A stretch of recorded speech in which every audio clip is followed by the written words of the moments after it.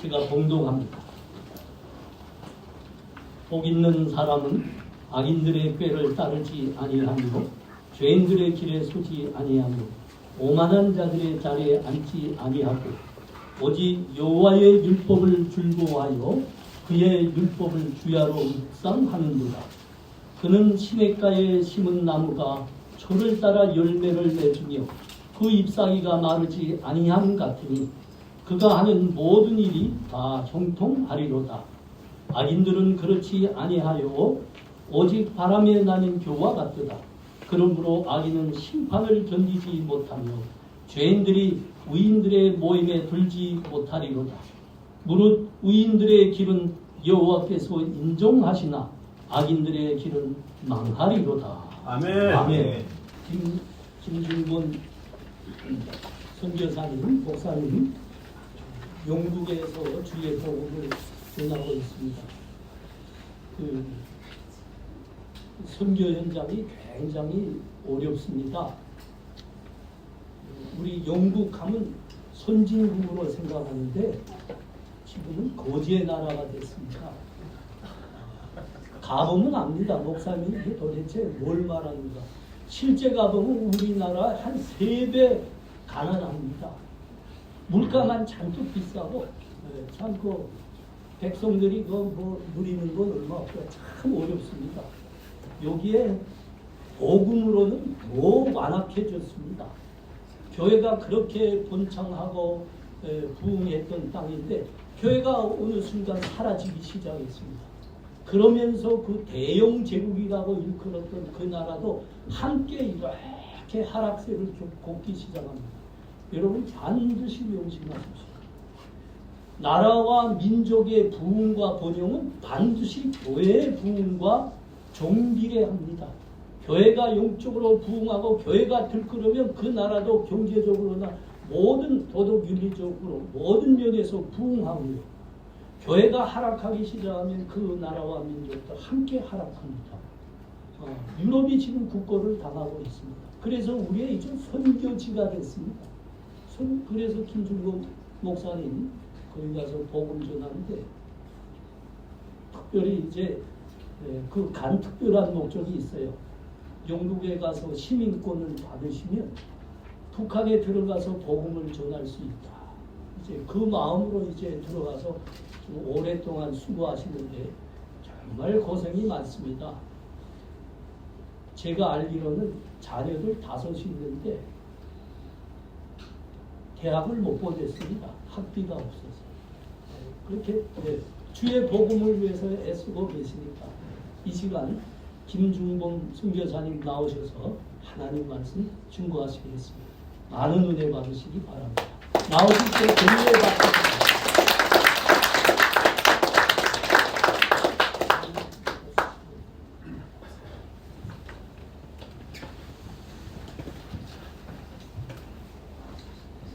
반갑습니다. 저는 김중범 선교사고요. 영국에 간 지는 이제 10년 6개월 되네요. 가기 전에 저희가 한국에서 1년 반 정도 하나님께서 훈련하는 시간이 있어서 지냈는데 얼마 전에 그 두 딸이 토요일 날 지난 계속 옛날 추억을 한국에 있었던 좋은 추억을 얘기를 나눴고 그게 너무 이 아이들한테는 정말 소중한 추억이었던 거예요. 하나로 교회에서 수련회 갔을 때 끼놀고 오빠들하고 집사님들 함께 즐겁게 보냈던 그 일들을 추억하면서 이 얘기를 나누는데 제가 본향교회를 간다고 하니까 놀랍네요. 아빠 저희 어제 막 이렇게 예보니하고 우리 본향교회에서 지냈던 그런 이야기를 나눴다고. 참 저에게 있어서는 이 본향교회가 영국을 출발하는 데 있어서 많이 기도해 주시고 또 사랑으로 섬겨주시고 저희가 흔들리지 않도록 계속해서 나갈 수 있도록 품어주었던 교회, 늘 고향과 같은 교회입니다. 본향과 같은 교회. 그래서 보니까 우리 목사님 아프시다는 소리에 좀 마음이 아프더라고요. 건강하셨으면 좋겠고 또 여기 계신 우리 많은 또 장로님, 또 집사님 여전히 자리를 지키시면서 또 본향교회를 섬기시는 귀한 모습에 감사하고 오래간만에 인사드릴 수 있게 되어서 너무나 기쁩니다. 먼저 저는 이 본문 말씀을 통해서 하나님께서 우리에게 들려주시는 그 메시지를 좀 들으면서 영국 소식과 함께 오늘 말씀을 나누고자 합니다. 오늘 성경 본문에서 제일 먼저 등장하는 단어는 복 있는 사람입니다. 여러분, 이 복이라는 이 단어는 사실 하나님께서 세상을 창조하실 때 특별히 사람을 향하여 복을 주시고 하셨던 말씀입니다. 근데 우리가 보통 복이다라고 생각하면 여러 가지 건강의 복, 물질의 복, 여러 가지 것들을 생각할 수 있지만 사실 이 복이라고 하는 내용을 살펴보면 행복하다라고 하는 그런 뜻이 있습니다. 마태복음에서도 복 있는 사람은 이라고 얘기할 때 마카리오스라고 하는 이 단어는 행복하다라고 하는 사람. 그러니까 하나님의 자녀로서 하나님의 사랑을 받은 자, 그들의 마음 가운데는 행복감이 있습니다. 여러분, 이것을 어디서 경험할 수 있을까요? 제가 첫 아이를 낳으니까 좀 부담은 됐지만 정말 행복하다. 키우면서 힘들었지만 이 아이를 보면 정말 기쁘더라고요. 하나님께서 오늘 우리를 향하여 주시는 말씀은 너는 복 있는 사람이야 라고 하는 메시지입니다. 시편 1편은 시편 전체 주제이기도 합니다. 어떻게 보면 이 시편은 우리 성도들이 하나님 앞에 기도하는 책이요, 하나님 앞에 찬양을 드리는 책입니다. 그런데 먼저 하나님께서는 우리를 먼저 찬양합니다. 내가 너를 복되게 만들었다. 내가 너를 나의 기쁨으로, 나의 찬송으로 내가 너를 창조하였다. 여러분, 그것이 여러분 마음 가운데 느껴집니까? 우리 자녀들도 엄마 아빠를 무척 기다립니다. 사전 출장으로 집을 많이 비우는데 최근에 아빠가 또 출장 가는데 괜찮아 하면 막내가 예수가 괜찮아요 이랬는데, 얼마 전에는 예주야 아빠가 또 출장을 가는데 괜찮아 그랬더니 가만히 있더라고요. 근데 또 일이 좀 있어서 아무래도 아빠가 돌아가는 날을 연기해야 될 것 같아 그랬더니 이 아이가 얼굴이 약간 슬퍼 보이더니 왜 아빠는 제가 방학할 때 꼭 방학이 끝날 때 돌아오세요. 네, 불편하다는 거죠. 아빠랑 있고 싶은데, 아빠랑 사랑을 나누고 싶은데, 아빠랑 있으면 자기가 행복한데 아빠가 떨어져 있으니까, 엄마랑 떨어져 있으니까 그립다는 겁니다. 여러분, 오늘 시편에서 보면 하나님께서는 우리에게 이 말씀을 해주고 싶은 거예요. 내가 너로 인하여 기쁘다. 내가 너로 인하여 행복하다. 왜냐하면 너는 나의 자녀고 나의 사랑스러운 나의 소유이기 때문이다. 여러분, 오늘 이 아침에 예배하러 나오는 것이 행복합니까? 아멘. 하나님 아버지를 만나러 오고 하나님 아버지의 음성을 듣고 하나님 아버지께 자기의 마음에 있는 지난 한 주간 동안 우리의 삶에 있었던 많은 일들을 나눌 수 있고 들어줄 수 있는, 내가 하소연도 하고 울어보기도 하고 감사하기도 하고, 그러한 영원 불변한 그 하나님을 아버지라고 부르는 우리에게는 정말 기쁘지 않을 수 없는 그런 감사가 있죠. 오늘 성경 본문의 말씀에 복 있는 사람은. 그러면서 이 사람은 2절에 오직 여호와의 율법을 즐거워하여 그 율법을 주야로 묵상한다라고 합니다. 하나님의 말씀을 즐거워한다는 것이죠. 그 말씀을 기뻐한다는 것입니다.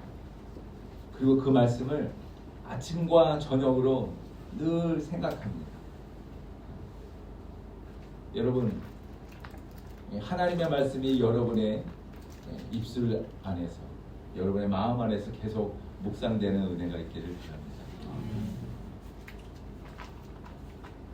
저는 아이들을 볼 때마다, 제 자녀를 볼 때마다 안아줍니다. 멀리 떨어져 있는 지금 아이들과 소통하고 싶고, 아이들을 보고 싶고, 그래서 보이스톡을 잘 안 해요. 페이스톡을 합니다. 저희 넷째 딸이 침대에서 받아요. 그 여기만 보여줘요. 왜냐하면 얼굴이 부었대요. 그런데도 얼굴을 완전히 가리지 않아요. 왜요? 사랑하는 아빠에게 자기의 모습을 보여주고 싶어서. 우리 하나님께서는 여러분을 깊이 들여다보기를 원하십니다. 여러분, 하나님께서는 여러분을 완전히 품으시기를 즐거워하십니다. 여러분 마음을, 여러분의 온 삶을 주님 앞에 열어놓으시고 그분을 초청하고 그분의 통치와 그분의 사랑과 그분의 은혜를 받으시는 그런 복된 자들임을 기억하시길 바랍니다. 성경의 말씀은, 이 율법이라고 하는 것은 하나님의 자녀들에게 있어서는 하나님의 러브레터와 같은 거예요. 이 말씀에는 하나님이 계시고 하나님의 마음이 계시고 우리를 향한 하나님의 뜻이 계십니다. 이 말씀을 통해서 하나님이 어떤 분인지 알아가는 거예요. 하나님이 어떤 분인지 알아갈 때 내가 누군지 더욱 또렷해집니다. 왜냐하면 그분이 나의 원형이고 그분이 나의 이미지고 그분이 나의 모양이기 때문에 우리는 그분의 모양을 따라 그분의 형상대로 지음받았기 때문입니다. 우리의 신앙이 언제 무너집니까? 하나님이 누구인지 잊어버릴 때, 하나님이 나를 얼마나 사랑하는지 그 사실을 내가 깨닫지 못할 때, 내가 오늘 삶에 너무 포커스하다 보니까 하나님께서 나를 바라보실 때 불꽃 같은 눈동자로 우리를 품으시고 인도하신다는 그 사실을 우리가 의심할 때 우리는 불안해지기 시작합니다. 여러분 한번 지난 한 주간의 삶을 돌이켜보세요. 많은 일들이 있었겠죠. 근데 그 속에서 여러분 얼마나 하나님과 교통하고 소통하셨습니까? 하나님을 기억하셨습니까? 하나님을 찬양하셨습니까? 하나님의 이름을 부르셨습니까? 또 하나님께서 들어주시는 그 메시지, 하나님의 음성, 부드럽고 달콤하고 정말 연인의 그 사랑의 고백보다 더 잔잔하고 더 깊은 우리의 영혼을 살리시는 그 하나님의 따뜻한 숨결, 그 생명을 여러분 느끼며 사셨습니다. 우리는 우리의 마음을 한번 들여다봐야 돼요. 정말 하나님을 찬양할 때 내 마음 안에 감격이 있는데, 주는 저 산 밑에 백합이라고 얘기할 때 정말 내 영혼이 온 마음을 다하여 예 그렇습니다 주님. 여러분 그렇게 고백할 수 있는 사람은 정말 행복한 사람입니다. 주님의 십자가를 생각할 때마다 나를 얼마나 사랑하셨으며 이 죄인을 얼마나 기다리셨으며 나를 얼마나 사랑하셨으며 자기 독생자 예수 그리스도를 보내어 죽기까지 나를 사랑하셨다. 아마 그 사랑의 고백에 눈물을 흘리지 않을 사람은 없을 것입니다. 오늘 성경은 이야기합니다. 복 있는 사람은 오직 여호와의 율법을 즐거워하여 그의 율법을 죄하로 묵상하는 도다. 저는 권면하고 싶습니다. 우리 부모들이요, 우리 자녀들이 아무리 성장했다 할지라도 사랑한다라는 말을 매일매일 하시길 바랍니다. 내가 너를 축복한다. 너는 나의 아들이야. 우리 자녀들이요, 우리 부모님을 향하여 감사해요. 고맙습니다. 사랑해요 엄마. 사랑해요 아버지. 여러분, 우리 그리스도인들 안에는 이와 같은 하나님에 대한 사랑과 감사와 존경이 뿐만 아니라 우리 가정 안에서는 부모를 향한 동일한 고백과 그런 감사가 있어야 하고, 우리 자녀들에게 있어서 또한 부모와 하나님을 향한 그러한 감사와 사랑의 표현이 흘러넘쳐야 합니다.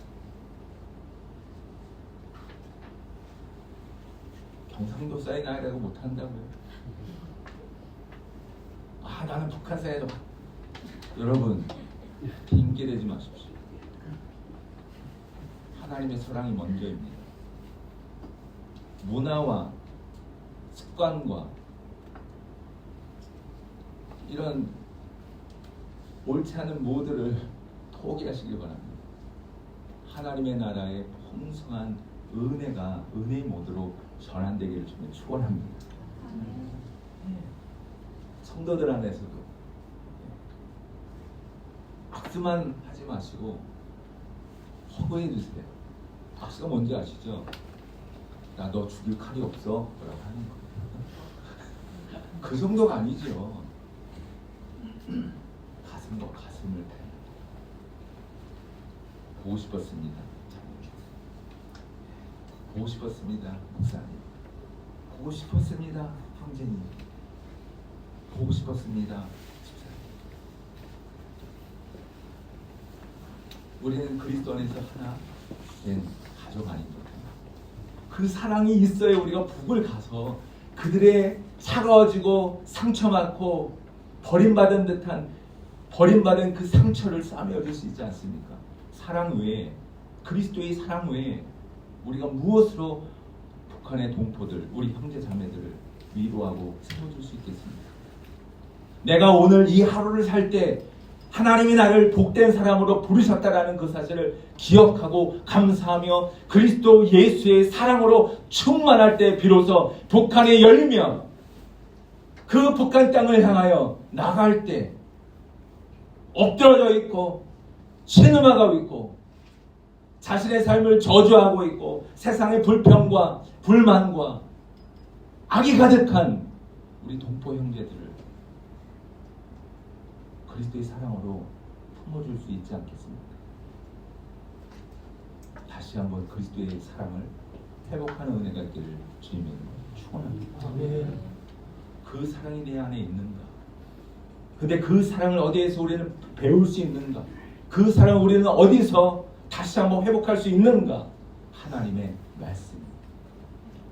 율법으로 하면 우리는 죽은 자요, 죽을 수밖에 없는 자요, 멸망할 수밖에 없는 죄인이지만 우리를 구원하시기 위하여 예수 그리스도를 보내시고 하나님께서 요구하시는 모든 율법의 의의를 다 완성하심으로 친히 십자가에 못 박혀 죽으시고 우리의 죄를 대속하여 주신 그 예수 그리스도, 그분 앞에 내가 죄인임을 고백하며 내가 사랑이 없는 자임을 고백하며 내가 나밖에 모르는 이기적인 자임을 주님 앞에 회개하며 하나님 저를 새롭게 하여 주십시오. 하나님의 사랑의 사람으로 바꿔 주십시오. 내가 하나님의 복을 구하는 자일 뿐만 아니라 그 복을 누리는 자일 뿐만 아니라 그 복과 그 사랑과 그 은혜와 그 주님의 그 나라의 자비를 저희 삶을 통하여 흘려보낼 수 있도록 하나님 도와주십시오. 여러분, 이것이 하나님께서 우리를 부르신 부름이 아니겠습니까? 그래서 이를 향하여 뭐라고 얘기합니까? 이 복 있는 사람은 시냇가에 심은 나무라. 시냇가에 심은 나무라. 시냇가에 심겨진 나무다라고 이야기하고 있습니다.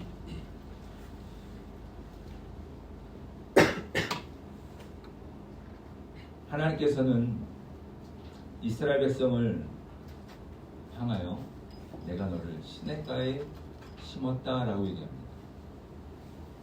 에덴 동산에 아담과 하와를 통하여 온 세상 가운데 하나님의 은혜의 통치가 임하도록 그를 세우시고 그들에게 모든 것을 맡기셔서 그 하나님 나라의 아름다운 열매들이 온 세상 가득하기를 기뻐하셨던 하나님.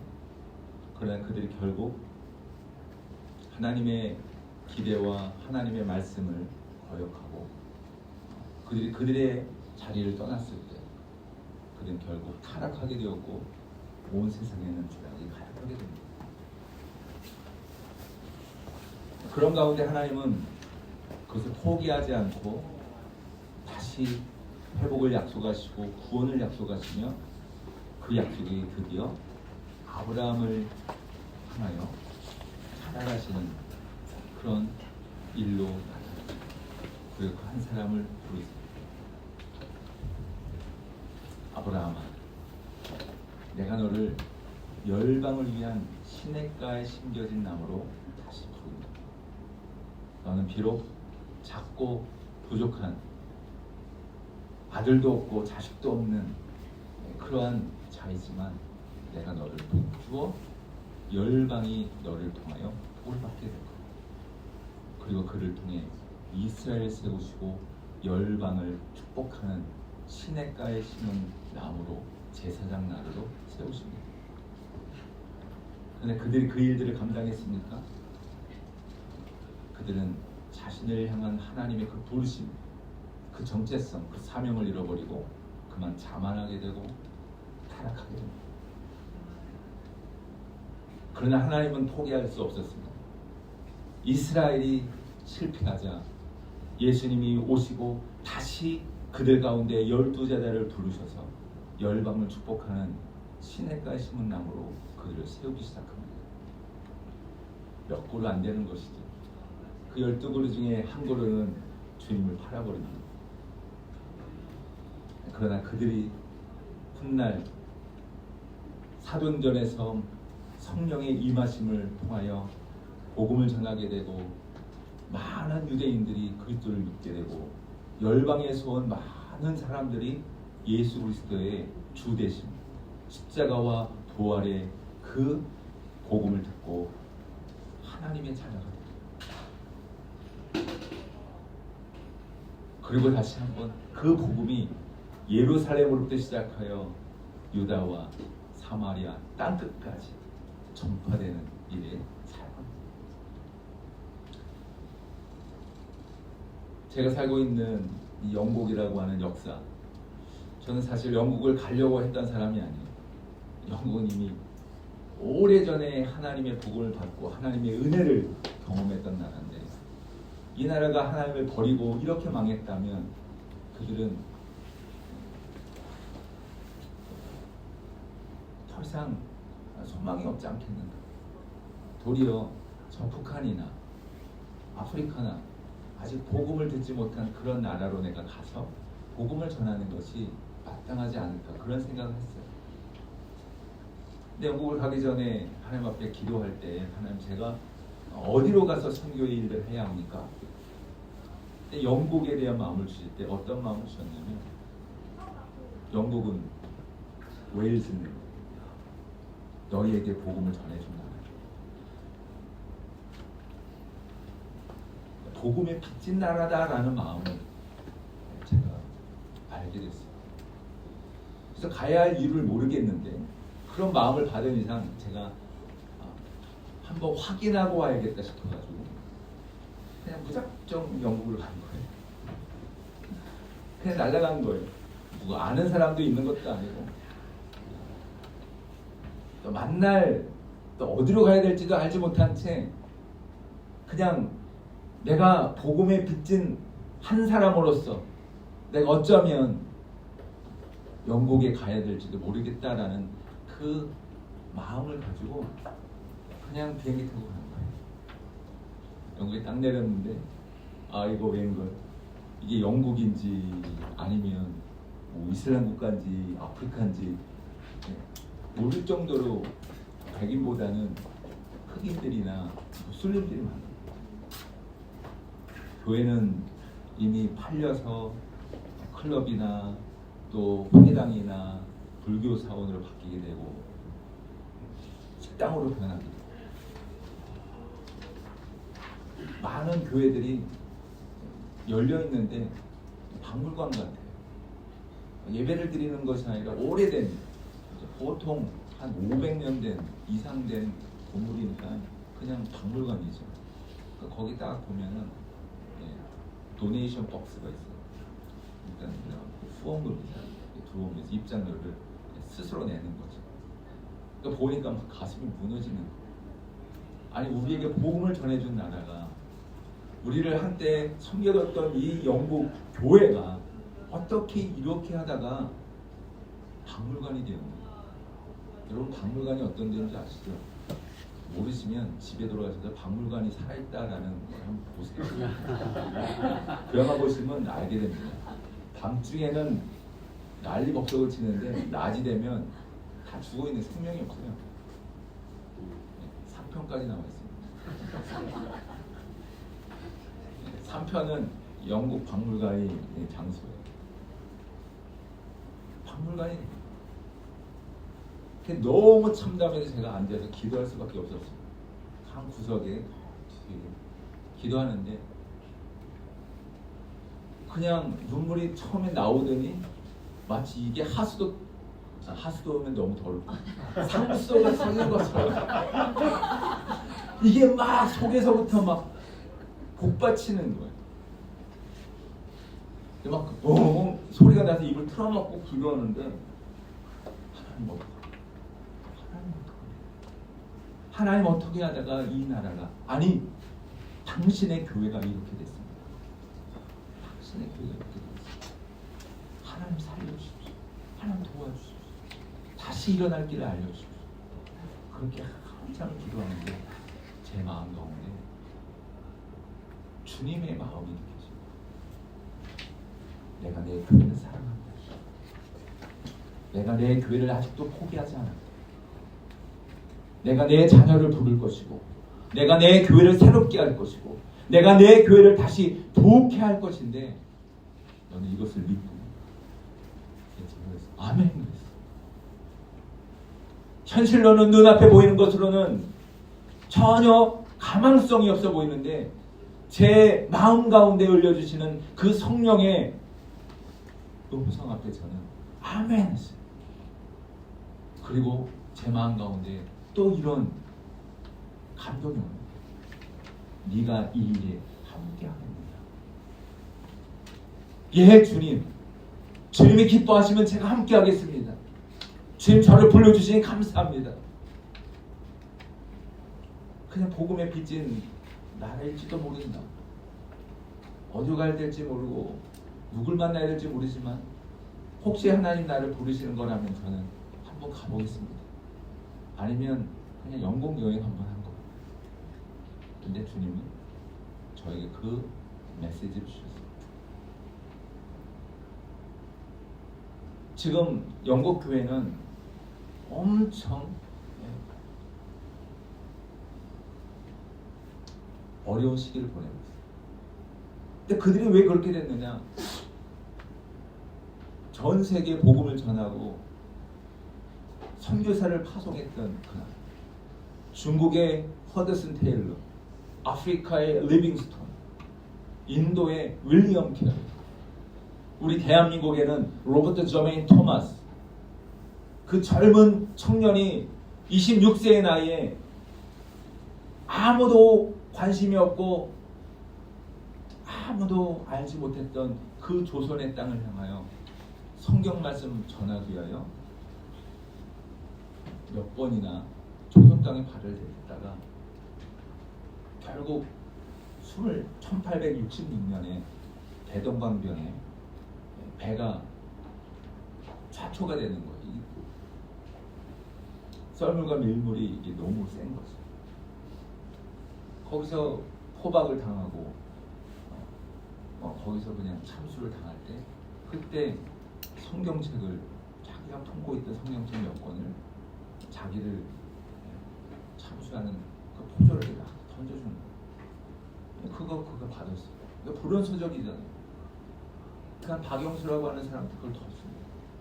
이 사람이 그걸 보관하고 있다가 버릴 수도 없고 읽으면 큰일 나잖아요. 정치범 수용 들어가요. 그러니까 이걸 어떻게 해요? 벽지를 쓴 거예요.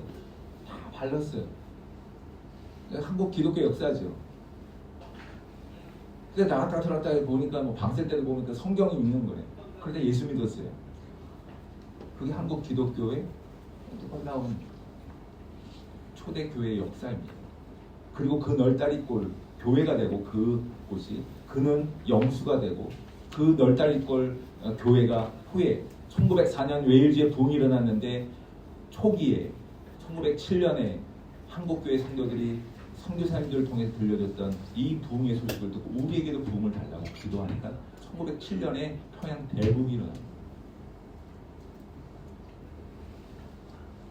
이렇게 영국과 한국은 웨일즈와 한국은 굉장히 영적으로 신앙적으로 뿌리와 역한 일들을 했던 나라더라고요. 근데 지금 어떻다고요? 교회가 바닥을 치고 있습니다. 왜요? 그들이 여호와 율법을 즐거워하는 것보다 악인의 길을 따르기 시작했습니다. 죄인의 길에 섰습니다. 오만한 자의 자리에 앉았습니다. 여러분 유럽의 역사를 보면 사상과 철학이 사조가 하나님을 반대하고 성경을 의심하고 하는 자유신학이나 이런 많은 것들이 일어납니다. 그런 것들을 받아들인 사람들이 신기한 거예요. 새로운 거예요. 이거 봐라, 우리가 성경밖에 안 읽었는데 고리타분한 거 말고 이것도 한번 받아들이자 하면서 이들이 하나님의 말씀을 의심하기 시작하고 판단하기 시작하고 그 말씀보다는 그냥 사람들의 생각에 그들의 마음과 귀를 열면서 점점 신앙을 떠나게 됩니다. 자유주의 신학이 들어오게 되고 교회 안에 수많은 일들이 들어오고 유럽이 중심이 되어서 가장 반성경적인 안티 크리스천리티와 같은 그런 정책들을 펼쳐내고 그것이 자연스럽게 사회와 교회까지 들어오게 됩니다. 그러니까 교회에 복음이 없으니까, 생명이 없으니까. 설교에도 예수 그리스도의 십자가의 복음이 없습니까? 성도들의 신앙이 시들기 시작해요. 죽어가기 시작해요. 그리고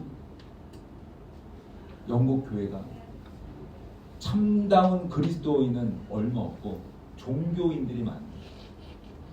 그런 모습을 변질돼요. 지금 어느 정도까지 되어 있냐면 여러분 영국 어린아이들이 유니세프의 도움을 받아야 받고 있는 실정이에요. 유니세프는 뭔지 아시죠? 비행기 타고 오고 갈 때 잔돈 쓰고 남은 거 이렇게 줘가지고 그 동전을 아프리카 애들 도와주잖아요. 영국 애들이 밥을 못 먹어서 그 유니세프의 도움을 받고 있는 그런 일들이 일어나요. 그 초단의 일입니다. 북한에만 일어나는 일이 아니라 아프리카에 있는 일이 아니라 영국에서 일어나요. 왜 그렇습니까? 하나님을 떠났을 때 영국 안에는 영적인 기분뿐만 아니라 경제적인 그리고 모든 면에서 사회적인 문제들이 발생합니다. 가정이 깨어집니다. 사랑이 없습니다.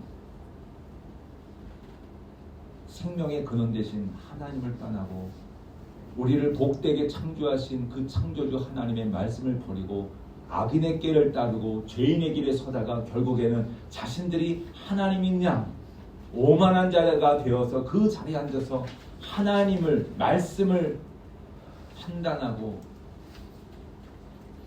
자신들이 그 하나님처럼 되고자 했던 그러한 모습, 그 교만한 모습이 결국 그 나라를 그 백성들을 그렇게 병들게 만들어요. 사랑하는 성도 여러분, 이 가운데는 우리 북에서 내려온 그런 형제 자매들이 있을 거라고 생각합니다.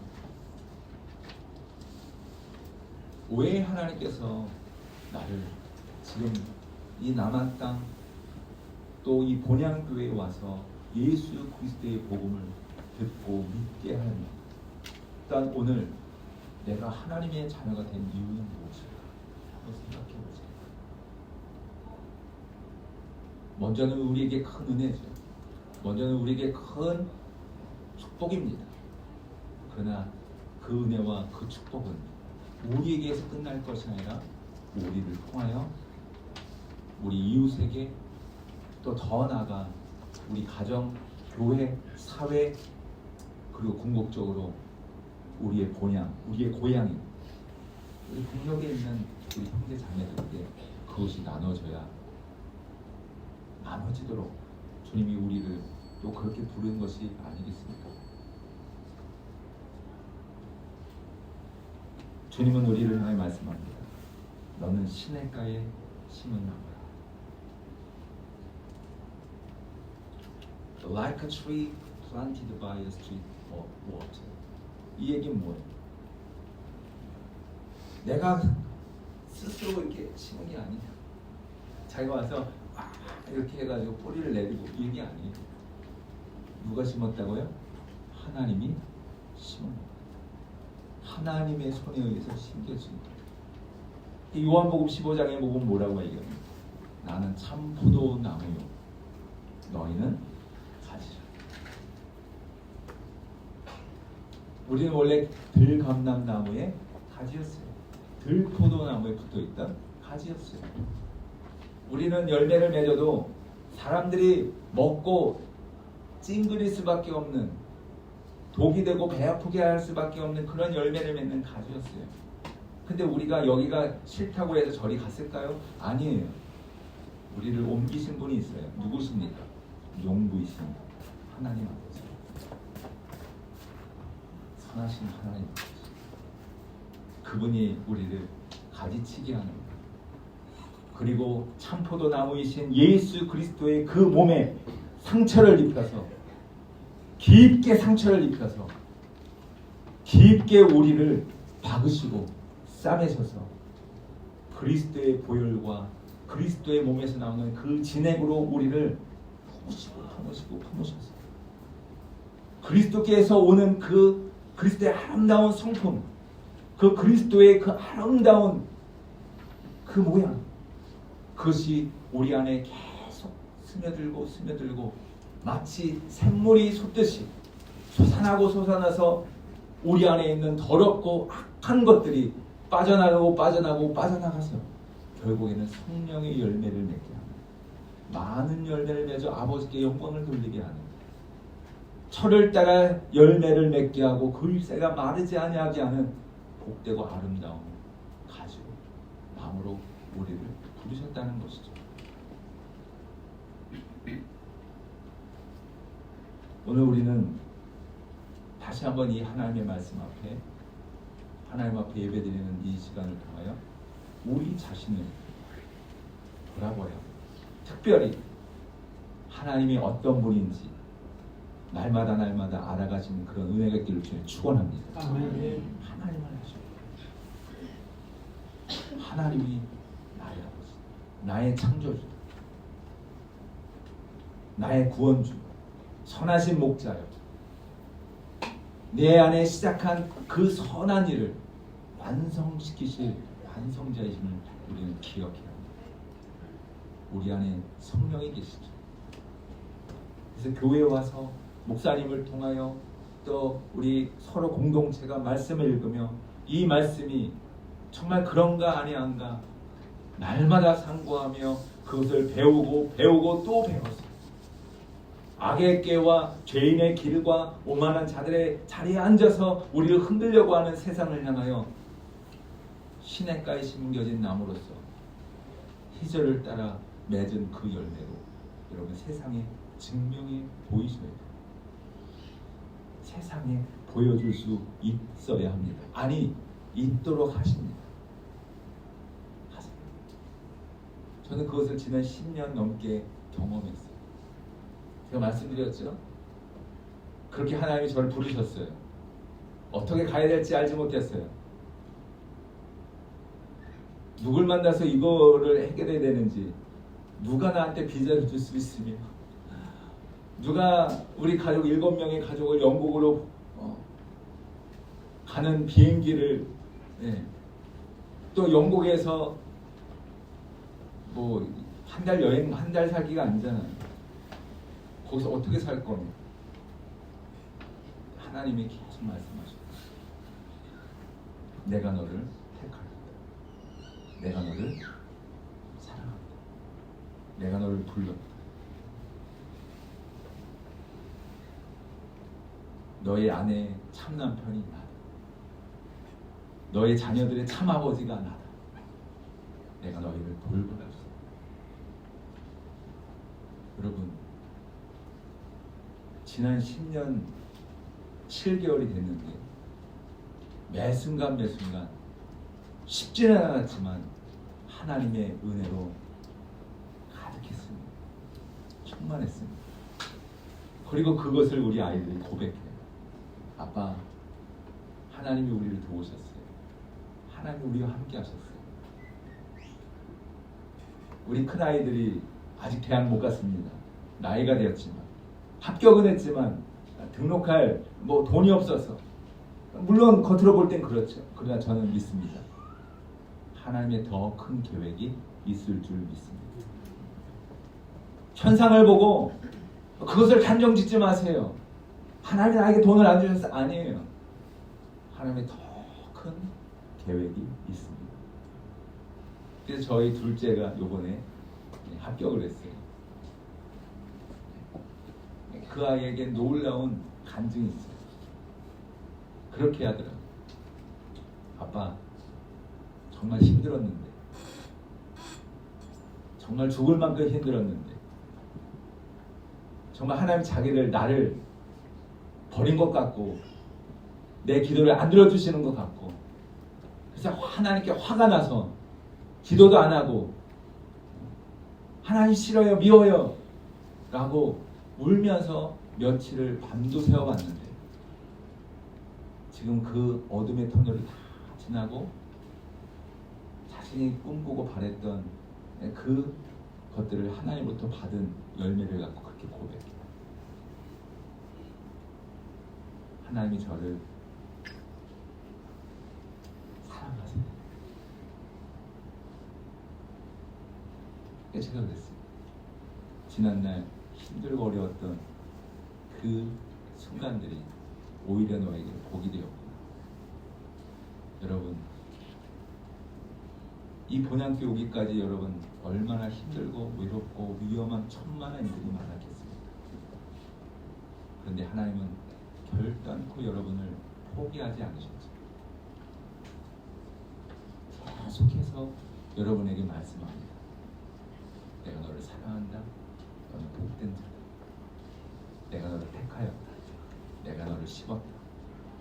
너는 철이 되면, 때가 되면 열매를 맺게 될 것이고, 그 열매로 많은 사람들을 즐겁게, 복되게, 행복하게 만들 것이 그만 아니라 세상 가운데 하나님이 살아계시다.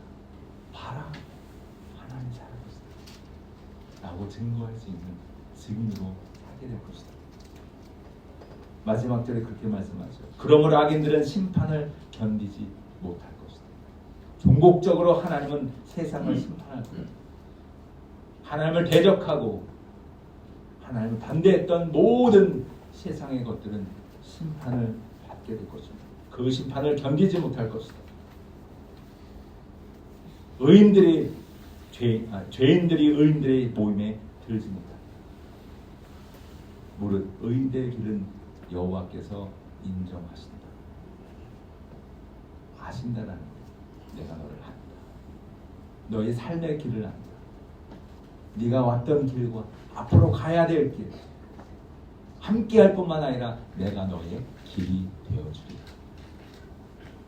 내가 곧 길이요 진리요 생명 나로 말미암지 않고는 아버지께로 올 자가 없느니라.